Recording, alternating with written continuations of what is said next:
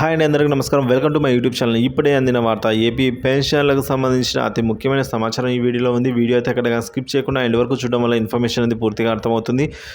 అలాగే వీడియో నచ్చినట్లయితే ఒక లైక్ చేయండి. ఇంకా సబ్స్క్రైబ్ చేసుకున్నట్లయితే మన ఛానల్ సబ్స్క్రైబ్ చేసుకోవడం ద్వారా నేను చేసే ప్రతి ఒక్క వీడియో కూడా మీ వరకు రీచ్ అవుతుంది. ఇక వివరాల్లోకి వెళ్ళినట్లయితే కుటుంబ పెన్షన్లో కొన్ని ముఖ్య అంశాలండి. కుటుంబ పెన్షనర్స్ అందరికీ కూడా ముఖ్య అంశాలు అయితే వీడియోలో చూద్దాం. ఉద్యోగిగా ఉంటూ మరణించిన లేదా పదవి విరమణ చేసిన తర్వాత మరణించిన అతడు లేదా ఆమె కుటుంబంకు అయితే ఫ్యామిలీ పెన్షన్ చెల్లిస్తారు. ఇదంతా మనకు తెలిసిందే అండి.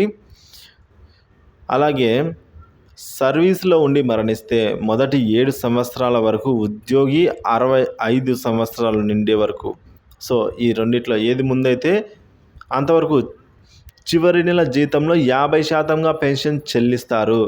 7 సంవత్సరాలు లేదా 65 సంవత్సరాలు పూర్తి లోపల. సో ఆ తర్వాత చివరి నెలలో 30% అంటే తగ్గిపోతుందండి. పెన్షన్ అనేది 30% చెల్లించడం జరుగుతుంది ఫ్యామిలీ పెన్షనర్కి సంబంధించండి. ఇక పెన్షనర్గా ఉండి మరణిస్తే చివరి నెల జీతంలో పెన్షన్లో 50% లేదా ఏది తక్కువైతే అది పదవి విరమణ చేసిన తేదీ నుంచి 7 సంవత్సరాల కాలము లేదా ఉద్యోగికి 65 సంవత్సరాల వయసు పూర్తయ్యే తేదీ. సో ఈ రెండిట్లో ఏది ముందైతే అంతవరకు చెల్లించబడుతుంది.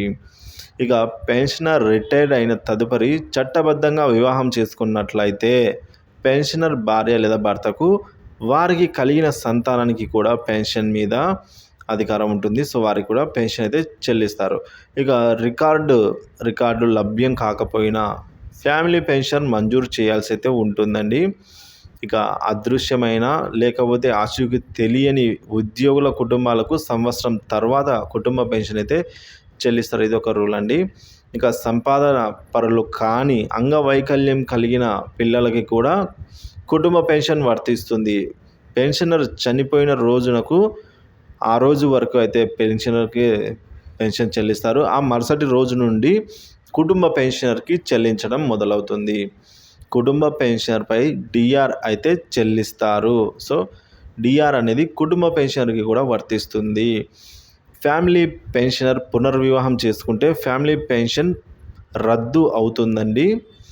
అలాగే 50% ఇన్హెల్డ్ ఫ్యామిలీ పెన్షన్ కావాలంటే కనీసం 7 సంవత్సరాల సర్వీస్ కలిగి ఉండాలి. 7 సంవత్సరాల లోపు సర్వీస్ కలిగిన వారికి మాత్రమే 30% నార్మల్ ఫ్యామిలీ పెన్షన్ మాత్రమే చెల్లిస్తారు. ఇక వితంతువుకు కుటుంబ పెన్షన్ చెల్లించాల్సి వస్తే వితంతువులందరికీ సమాన వాటాలు చెల్లిస్తారు. ఇక చనిపోయిన మొదటి భార్య పిల్లలు అలాగే రెండవ భార్యతో పాటు కుటుంబ పెన్షన్ వాటాకైతే వీరందరూ అర్హులవుతారు. సో మొదటి భార్య పిల్లలు అలాగే రెండవ భార్యతో పాటు వీరందరికీ వాటాదారులే అండి. అందరూ కూడా రిలేటెడ్గా కాబట్టి.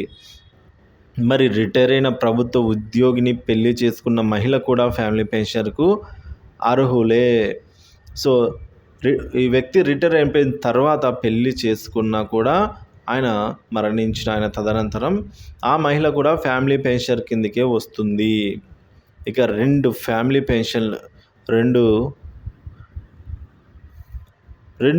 పెన్షన్లు పొందు సందర్భంలో మొత్తం 27,830 రూపాయలకైతే పరిమితం. ఒకవేళ 2 ఫ్యామిలీ పెన్షన్లు కనుక వర్తిస్తూ ఉంటే ఒకరికి, సో ఆ మొత్తాన్ని కూడా 27,830 రూపాయలకైతే పరిమితం చేసి పెట్టారు. ఇక రిటైర్మెంట్ తదుపరి కలిగిన సంతానం కూడా ఫ్యామిలీ పెన్షన్కు అర్హులై ఉంటారు. ఇది అండి. ఇక మొదటి భార్య బ్రతికి ఉండగా ప్రభుత్వం అనుమతి లేకుండా పెళ్లి చేసుకుంటే రెండవ భార్య కుటుంబ పెన్షన్కి అర్హులైతే కారు. ఎట్టి పరిస్థితుల్లో అయితే అర్హులు కారు. మొదటి భార్య ఉండగా రెండో భార్యను అన్అఫీషియల్గా పెళ్లి చేసుకుంటే సో వారు లెక్కలోకి రారండి. ఇక విడాకులు పొందిన భార్య లేదా పిల్లలు కుటుంబ పెన్షన్లో వాటాకు అర్హులు అవుతారు. విడాకులు తీసుకున్నా సరే వారు అర్హులు అవుతారండి. ఇక స్పెషల్ టీచర్ సర్వీస్ పెన్షనర్కు లెక్కించబడుతుంది. అప్రెంటిస్ పీరియడ్ పెన్షన్కి అయితే ఈ విధంగా లెక్కించబడదు అని అయితే అంటున్నారు. సో ఇది అండి ఫ్యామిలీ పెన్షనర్స్కి సంబంధించిన అతి ముఖ్యమైన తాజా సమాచారం. ఇన్ఫర్మేషన్ నచ్చినట్లయితే వీడియోని లైక్ చేయండి, షేర్ చేయండి. ఏమైనా డౌట్స్ ఉంటే కామెంట్స్ ద్వారా అయితే తెలియజేయగలరు. Thank you for watching this video.